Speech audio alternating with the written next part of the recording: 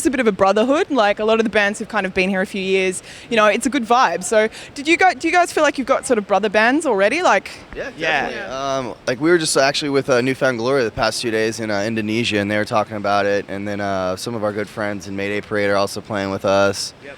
There's a whole long list of a whole bunch of them. Pretty much, if you're from a band from the States, you know somebody from another band, and that's like what's really cool, because we've all done Warped Tour together, and Soundwave is essentially a cooler Warped Tour. I love it. We went to a party in New York City when we were there recording the record, and Jared Leto and the rest of the guys from 30 Seconds to Mars were there, and we were just like, hey, we're doing Soundwave together. He was like, sweet, let's hang out, and like that's like a band totally like different genre and stuff like that, but it was just cool because you have this like this common like thing, like you're in a band, you're very far away from home and you're playing shows. It's like everybody's living their dream. you guys seem to have an effect on young women. Was there any swooning?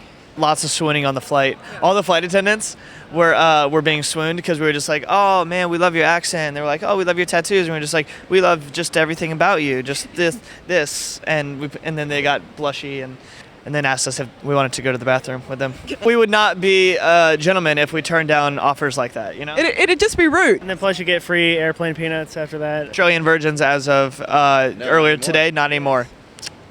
There you go. So you guys have known each other a really long time. We played Little League Baseball together, and so we were probably like this tall, and we just started playing music to get girlfriends. Still not working that well. On a more musical note, did you guys just make a new record? Just started the world tour, and we finished the record the day we left for the world tour, which was awesome because had we not finished it, then we would have to like wait like 2 months until we're back home to do it.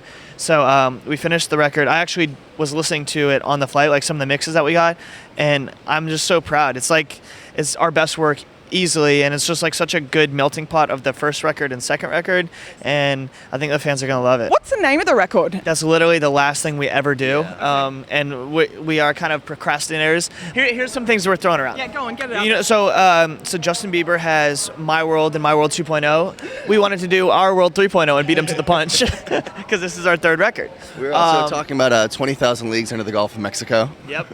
I like this. You know, I think you guys. It's evocative. It's powerful. We also wanted to name it after a Madonna record. Yes. Or Britney Spears. Maybe Oops, I Did It Again, because this is another record. We'll make sure that we're not getting sued for any of these. The Carter 4. Yeah. Well, Britney's actually getting sued at the moment for ripping off her song. So if we sue her, it should just cut it, you know. Dude, it's like double jeopardy, man. If she's getting sued and you're getting sued, it'll just turn into like some weird mashup record, and shit'll be cool. If anything, it's publicity. We'd be like, yeah, we're getting sued by Britney Spears, no big deal. Yeah, what are you willing to do for publicity? Lots of things. We're willing to sell our soul. No. You can't sell your soul. Gingers don't have souls. That's very true. We never like say like, oh, we're going to do this just for publicity, but we always accidentally mess up and do something stupid, and then it's, you know, publicity there. They're like, oh, the guys in We the Kings were idiots again. Well, I've been drinking most of the day, and I got to the airport, and I was sitting like in the middle seat of the middle aisle, and it was very, very warm on the plane, so I took my shirt off, and then the woman asked me to put it back on, and I said, well, if you turn on the air conditioning, I will put it back on. And then moments later, police were handcuffing me and bringing me off the plane. Yeah, it is illegal to take off clothing and get naked on a flight. If you guys didn't know, we found out by Hunter getting arrested. And what's funny is the TSA officers that came back, I was like 3 rows behind him, and they were like, sir, we have to take your friend off the flight. You know, he's, you know, whatever. And like, did you want to come? And I'm just like, is that my friend? I don't know. Great friend. What's your best drummer joke? That the drummers never get laid. That could be a fun fact. Travis Barker just wrote the song, Can a Drummer Get Some, or whatever like that. It's really funny. Can't he? Our drummer loses everything in his life. He literally just bought like $200 sunglasses yesterday and already lost them this morning. The lady at the last airport, she was like, excuse me, love, your phone. And like that, his iPhone was sitting at the table like 3 tables away, and she saw him leave it there. He's lost his suitcase, lost his sunglasses, lost his passport at a certain point, lost his phone. His virginity. His pride. Definitely his pride. He's a brother to us. We knew him when he was this little, and he had a little rat tail. What's been the biggest evolution you guys have gone through? Oh, probably puberty, I mean, I imagine. Justin Bieber hit it before us. Man, Justin Notice Bieber. There's no beard. We went over this. I don't have a beard. Yeah. I'm so bummed. maybe a couple of days in Australia and you'll like just turn into like a grrr, you know, like wrestling snakes. I would probably go to the hospital and be like, excuse me, doc, something's wrong. Girls might cry and we don't want that. Like, you know, the guys out there, they want to see you guys, you know, do your thing. And it's happy tears. Yeah. Happy tears could work. Have you seen happy tears? Have there been a lot of happy tears in the life of, We do like meet and greets at the shows, and like it'll start off like the girl will be like right here, and then she'll run up to us, and then as soon as we're just like, hey, what's up? I love you. And she's like, ah! Like that. And I don't know. I love our fans. Our fans are the best. We've got a lot of romantical songs as well. Do you think you're actually helping young men get laid also? We've actually heard that we have helped, like where Bringing people together is what We the Kings is trying to do. people have made love to our songs, and I think that's one of the coolest compliments in the world.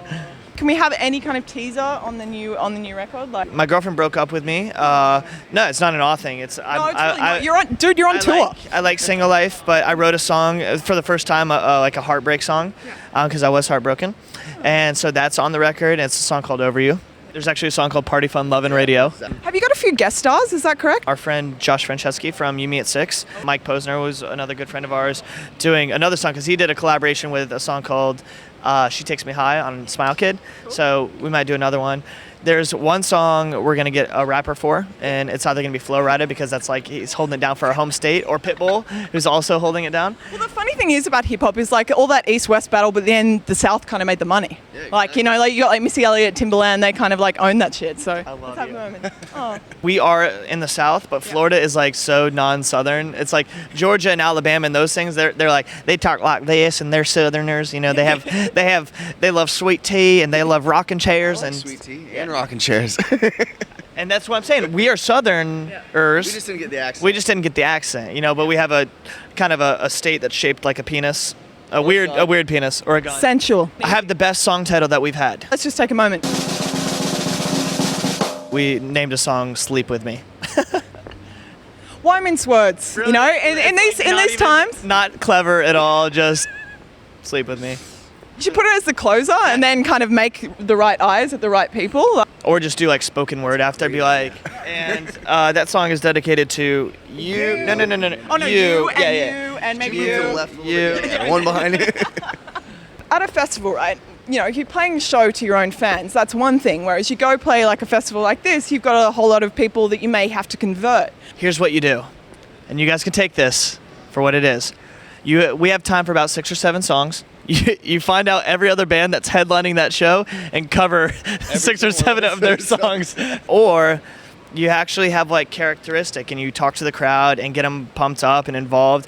Just assuming that everybody has no idea who you are is the best way to go. It's kind of a more awesome challenge. It's more like a blind date as opposed to something you've set up. Great way to put it. Blind date. You're having a blind date with Australia, the whole country. Yeah, but it's like it's going to turn into like the biggest orgy ever because it's just like that's way too many people for us four to deal with.